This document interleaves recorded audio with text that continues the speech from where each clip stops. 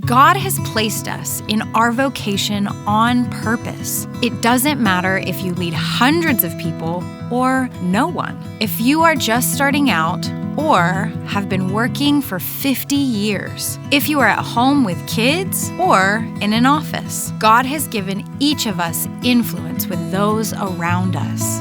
The heart of the question he asks in Matthew 22 is simply, whose kingdom are you building in your vocation? God's kingdom or man's?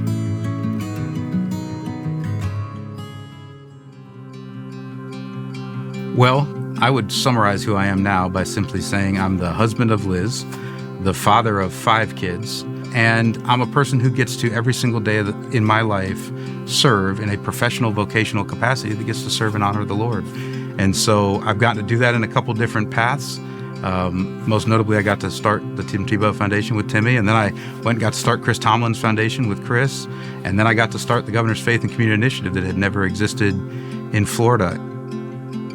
I am Secretary for the Department of Elder Affairs. I'm appointed by Governor DeSantis and serve one of his agencies as the agency head.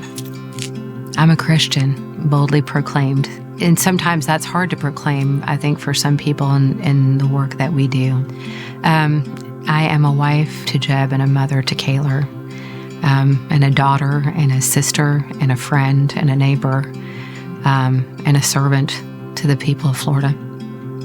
I take the work of being a servant leader very important. So if you look at the hierarchy, there's an organization chart in government, in your state government, and the governor's at the top, but above him is the people of Florida.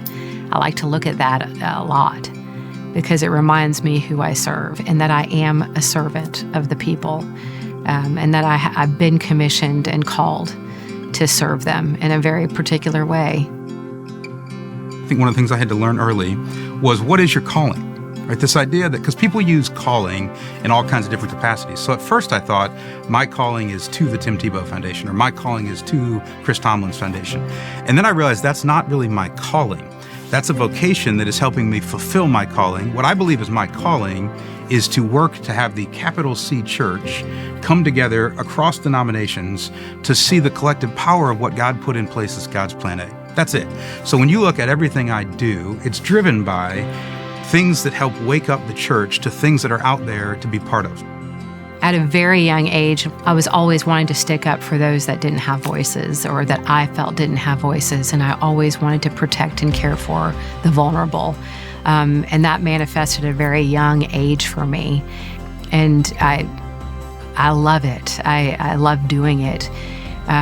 When we were in disaster recovery and I'm out there in the field with seniors and everything is lost and I have power to do something about something for them that makes any part of their day better, any part of their hope or future feelings about their life better, that I'm empowered to do that and I'm blessed to do that. So it's stuck with me my whole life.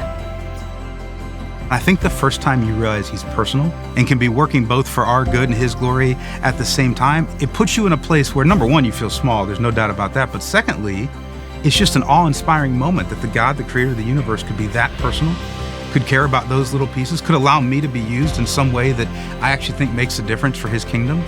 I mean, I don't think I'll ever get over that, because every single time I think I'm close to getting over that, he shows me something else where he's going to give you this personal treatment of a loving dad. I mean, I don't know that there's many things I could tell you about that I've done that I don't think was God using my platform for the kingdom.